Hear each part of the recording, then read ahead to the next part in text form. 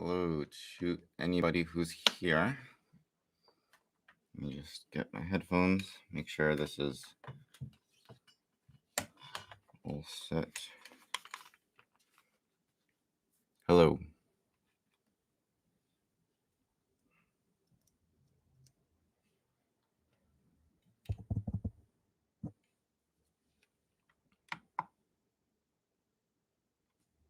Checking my levels here.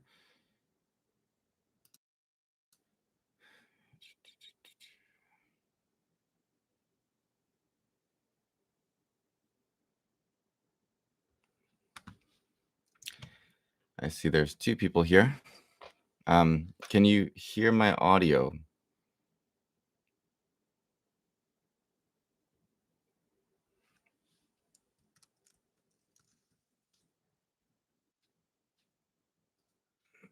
Okay,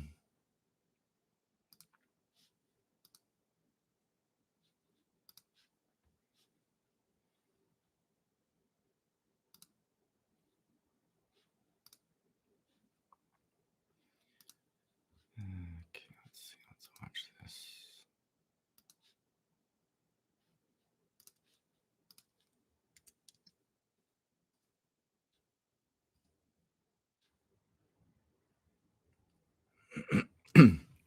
Excuse me.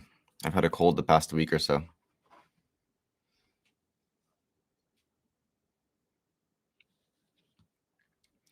All right, so audio seems to be working.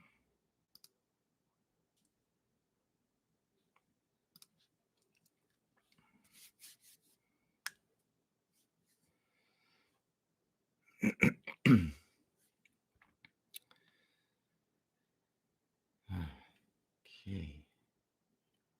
I don't think we're gonna have a whole lot of people here actually live, so maybe I'll just go ahead and get this going. I'm gonna take this off because audio seems to be all right. Let me just double check one more thing here. If I switch cameras, still my audio is coming in from camera 1. All right, so we're good. Take my headphones off so I can actually think without my own talking getting in the way. So yeah, so today we are talking about the Feelworld Livepro L1. Looks like the image is flipped. Sorry about that. But you'll get the idea. So this is a live streaming HDMI capture device from live. I can't talk. Live streaming HDMI kind of capture device, mixing device that sends the signal out through USB to your computer. So you can live stream like I'm doing right now with multiple cameras. You can have a better audio setup than just your computer's built-in mic, for example. It's very similar to the ATEM Mini from Blackmagic. So I had this myself, and I wanted to see how comparable the experience is using this Feelworld Livepro L1, because ATEM Mini is very, very intuitive, I would say. It has a lot of potential, I guess. You know, obviously they have bigger, more powerful versions as well, but this is, I think for me, for somebody like me who's not super heavy into live streaming, this has got a lot of potential. And for the design differences, you can see this one has quite a lot of physical buttons for things like transitions, for choosing your audio sources and things like that. Whereas the L1 has a lot more in terms of the menu. They have that screen built into there, and you're gonna go through the menu to set up and select a lot of different things instead. So the benefit of that, of course, is that you have this kind of preview here. And I guess for a lot of people, maybe the menu system, again, I'm sorry that the screen is flipped. I'm not sure why that's so, but a menu system like this maybe might be even a little bit more intuitive. You know, you've got your audio options, for example, here, as I was testing earlier in the video. you can see that it's set on input 1. So you can choose, for example, excuse my audio maybe as I got through here,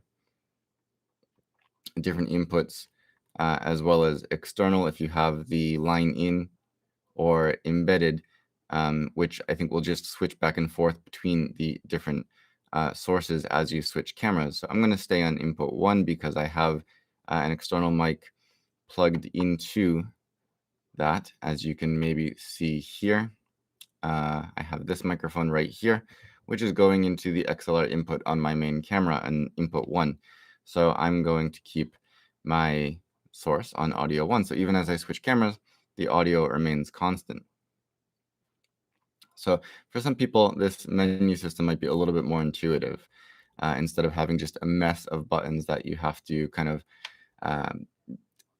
figure out and look through and sort through as you're trying to search for the thing that you're looking for.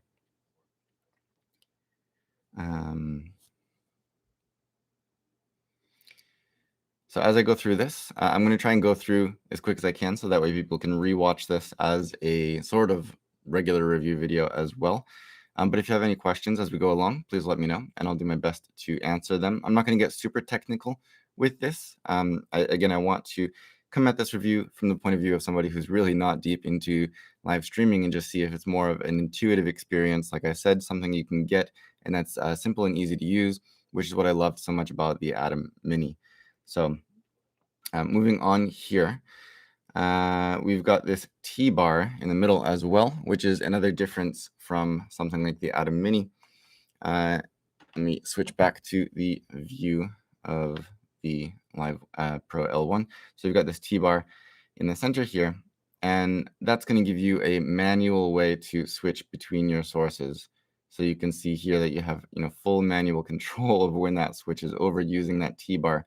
So like right now, input 3, which is this camera right here, is red. That means that's what's showing live, and 1 is blinking. So that means that that's what we're on standby. We're going to switch back to 1 is, of course, my talking head. So as I push this to the other side, now we're back to my talking head. And you can't see it now because we're on this camera view, but now 3 is blinking. So it kind of switches back and forth between those two. If I want to select my other source, which is camera 2, I can just push camera 2. You can kind of see it here. This is camera 2, so I just pushed that, and now it's cycling between 1 and 2 because those are the two that I'm going back and forth between. So you can choose your standby camera. For example, now 1 is my standby camera. If I want to go over to 3 instead, then I'll select 3 as my standby camera, and then I can slide this over when I'm ready, and it goes to 3. And if you can see here, now 2 is my standby camera because I came from camera 2. So I can slide this back over to the other side when I'm ready to go back to camera 2. And if I want to go back to camera 1, then slide that over when I'm ready to go back to camera 1. So that's a manual way to do this. You can control the speed. You can have it on standby ready to go and then very smoothly switch over. And it's going to be that fade into the next camera angle. But you do also have the option, I believe it was in this effects. Let's go through here. I don't know if you can, go back to camera 3 here. So let's just take a look at this really quickly. We have this other SW button on the side here, and there are some different menus. I'm not sure. This looks a little blown out here. Let me see if that helps. So you can see the display. It's a little dark overall, but you can see the display. So we've got, as you push it once, these are the different mixing effects that you can use. With that, we're on fade now. So if we scroll through that, let me click that. That's the volume. Let's go back into the SW menu to scroll through the menus and stuff. Is always going to be this right dial here. So we can scroll through, let's see, like a side-to-side wipe. Let's select that. And now you can see that as I move that over, you've got that side-to-side wipe. And you have some different options for that. So as you continue to scroll through, we've got like this blinds type of up and down split. You can see right there. We've got like multiple bars across there. You can see there. And so it follows the T-bar. So the speed and everything will be dependent on how you move that. And so we're just going to go back to a standard fade for now. There is also a simple cut. So if we select simple cut, then as you go across, it still seems like it's going to fade through because the T-bar is a gradual progression, physically speaking. So let's just go back to fade for now. You can push these buttons to select things. And as you saw, I'm going to press SW again, and it will cycle through a few different options. But first, let's just get back out of there. If you push this button here, then that will be your volume adjustment. And so select it again. So the other options we have here for the SW menu, we've got, like I said, the mix that'll select how this T-bar is going to transition between different camera angles. You've got mode. So now, like I said, it's using T-bar mode, which is this T-bar, obviously. But you can also go to fast. And this is going to just automatically switch for you. So let's give you an example of that. So you can push and it will automatically fade through like that. So now I'm going to go back to camera 1. All I have to do is push it, go to camera 3. All I have to do is push it. And so that will automatically, when you push the camera button, automatically switch to it instead of having to move the T-bar. And then if you're using that option, you can also set the time. So at 4.5 seconds, it's fairly long. If you want to go to, for example, 0.5 seconds, then you can see it's a faster transition there. So you can select that and customize that. And now if we go back to the different types of mixes, I believe this will also, let's choose like a side-to-side wipe, I guess you could call it. So you can see that now that effect is being played through at the speed that you have set in that mode page. So we're going to go back to T-bar for now, just so I have manual control over this. Let's go back to camera 3 so we can see this. And now if we push SW again, you've got your options for picture-in-picture. So now with picture-in-picture mode, when you go into the menu, the picture that you have selected right now, this view right here, is going to remain your main picture. And you will select, let me go back into that menu, PiP, and let's select, where is it, bottom right. So now after you have selected that, you're going to choose your secondary angle. So let's choose 1, my main camera, and then slide over. And that's not what I expected to happen.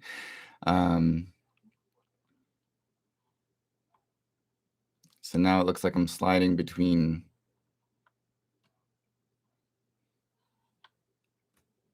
this view, which I had selected, and my picture-in-picture view. So let's go back out of picture-in-picture just to figure this out for a second. Sorry, I did test this out, but this was the one page that always confused me. So we're going to select off and get out of this menu. And let's just go back to, let's see, this is camera 3. Let's go back to camera 2. All right, we've got a clean setup here. So let me go to camera 3. I want camera 3.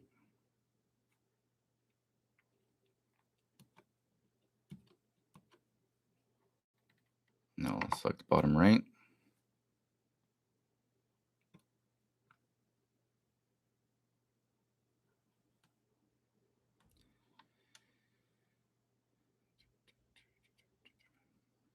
I'm not sure what's happening. 2 got highlighted. Let me turn this off again. Sorry, I'm missing something simple. It's hard to do this and explain at the same time. Okay. So what I see now is that 2 is blinking as the kind of standby camera. So I want to choose 3 as my red option here.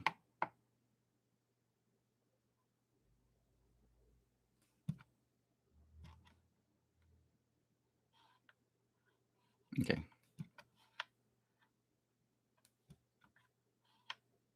There we go.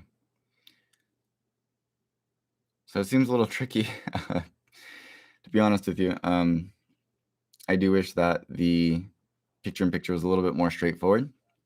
But once you mess around with it there, I've read through the instructions. I have them right here. And the instructions are a little bit confusing as well. But you do have picture-in-picture, and you can select different positions for your picture-in-picture as well, as you saw. So that's what this is. So let's turn picture-in-picture back off again.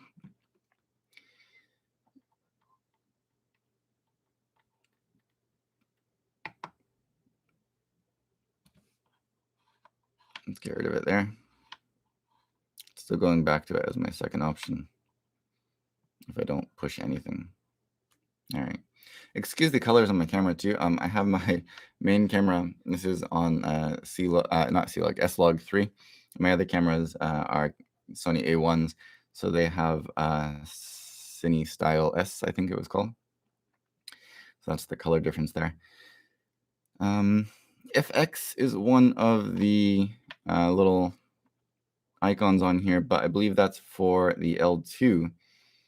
Not the L1. There's some other capabilities that the L2 has that the L1 does not, but I believe they're pretty much entirely software based. So there are some things on this L1 that are labeled that, for example, X and Y here, those things, for example, I believe are functions of the L2, not the L1, but the body, I believe, is the same. So that's why you're seeing those things on here.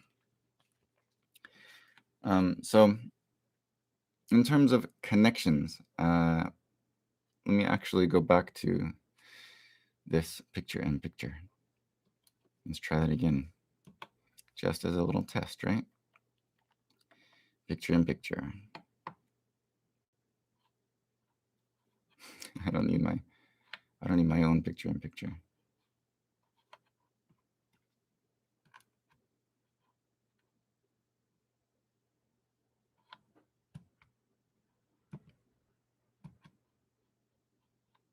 It's the opposite of what I want. There we go.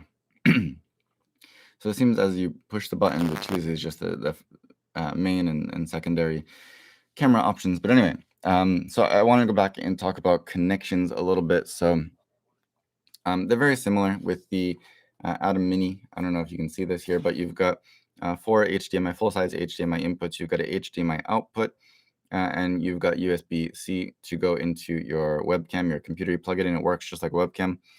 And then you do have Ethernet, and you've got 3.5mm microphone in jacks for line in audio.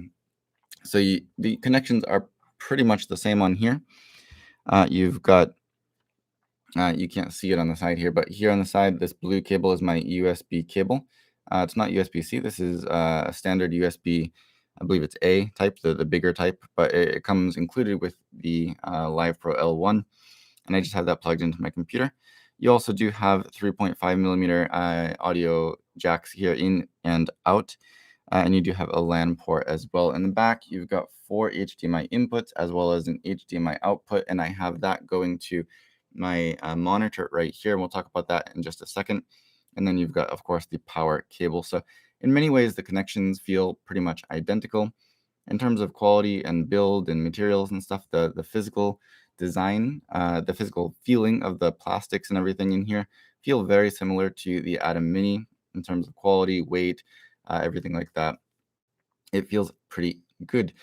So like I said, we do have that HDMI output as I almost pull out my HDMI cable. We have the HDMI output from the Livepro where you can get a preview of what's going on here. And this is something that I did like that works a little bit differently from the ATEM Mini. So you've got 2 views you can probably see here. I have one view where you can see on the bottom all of my camera inputs. So I don't have 4 cameras in here right now. I have 3 different angles that you saw. So you can see all of those as well as audio meters. So this is the kind of preview output. And you can see on the top here, you got the program. This is what we're seeing here in the actual live stream right now is the PGM program image. So this is my picture-in-picture. If I push this knob on the right, you've got HDMI output program now. So you can see it switched over to exactly full screen, the same image that we're seeing here on the live stream. And if I push it again, it goes back to preview mode so you can see everything. So one thing that I like about this actually is even if I'm not live streaming, and I have seen some other people do this, is like this monitor doesn't have a picture-by-picture type of display. If I have two cameras and I want to see both of those on the same monitor, two angles, for example, just shooting in the studio or whatever, I can't do that with software built into this monitor. So this way, if I just kind of bypass the input through the Livepro L1, again, even not live streaming, just using it as multiple HDMI inputs to a single HDMI output using this preview view, now I can see everything, multiple cameras, not only two, but I could technically see four different cameras on this single monitor. So again, even for me, I probably will use it that way more because I don't do that many live streams. So I think for me, that's been something that I think is a really cool kind of side benefit of having this Livepro L1. So not only for live streaming, but for giving you this. So maybe not all people will care about that, but for me, I thought that was a pretty cool little side benefit. So you could rig this up somehow. Let me show you body here. On the bottom, I don't think you can see that. You can't see that. I'm not going to pull this out because all the wires are connected. But there's no screw threads or anything on here. So if you did want to mount it up, you'd have to figure something else out. But let me get this back into view here. Where we go. But yeah, so you've got the HDMI output with multiple options on how you view that HDMI output, which is pretty cool. And you can see audio levels on here as well. In the menu, if you look at audio, again, you can also see the audio bar. You can turn that off if you want. Let me turn it off and select that. So I don't know how well you can see this now, but the audio bars on the external monitor and the HDMI preview turned off. So if those are in the way and you don't need those, you can turn those off or on. So you have a lot of control kind of how that HDMI output works, what it shows you, which is kind of cool. And while we're here, let's go back through the menu again. I apologize that this is reversed on the live stream, but you've got options for your inputs. So you can see here the different inputs. And I don't know why my HDMI 1 is set at 60 frames per second, but that's just the output settings of the camera, I guess.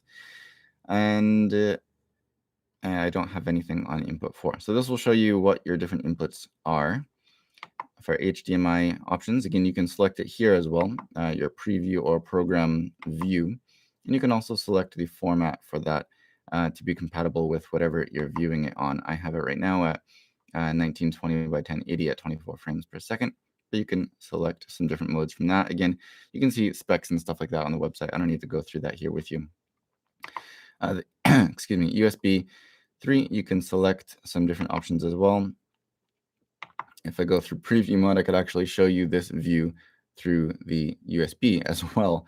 I don't know why you would need that, but you can do that, which is kind of cool.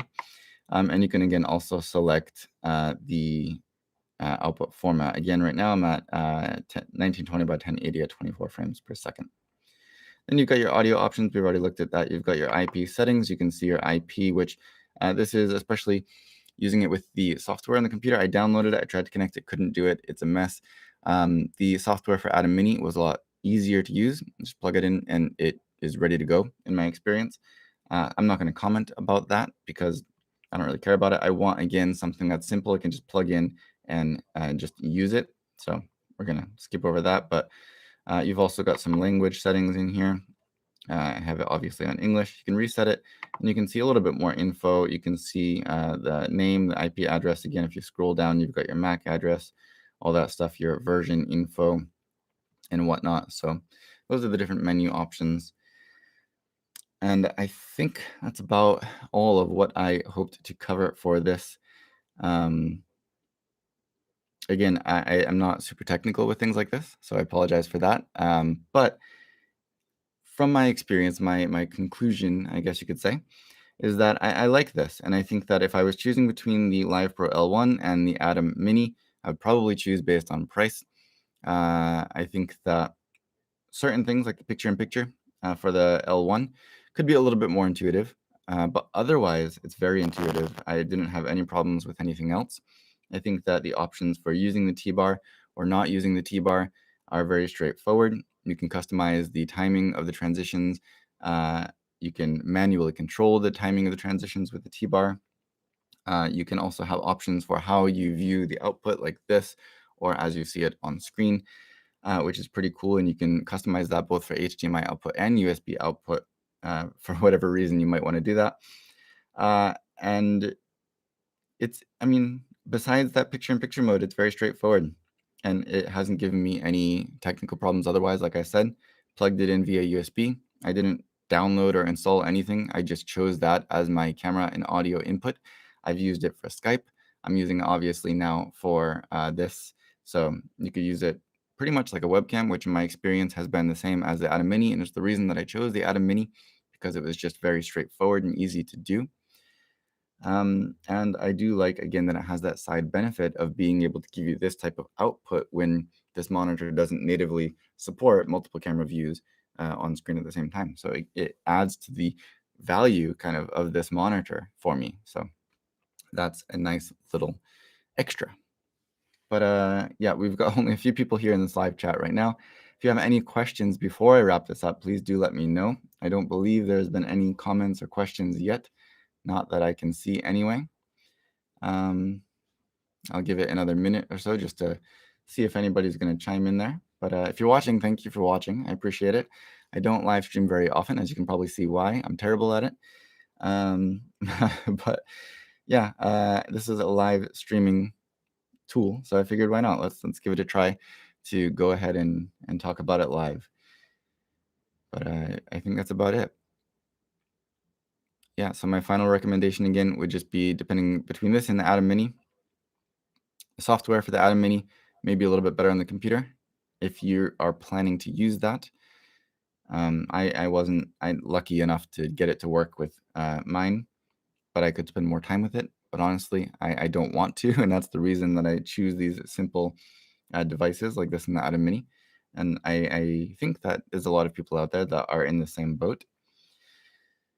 But otherwise, yeah, the Livepro L1 has functioned as it should. And I went at it without reading the user manual, and I was able to figure out most of it.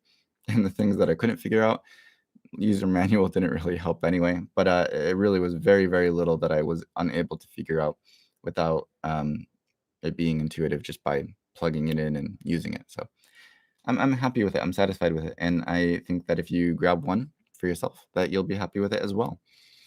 But for now, there seems to be no more questions, so we're going to wrap this up. And if you're watching this afterwards and you're still watching, even though it's not live, I don't know why you're still watching, but thank you for watching. And thank you to all of you that have joined us live anyway. And I'll see you around next time. Thanks again. Bye. How do I end this? There we go.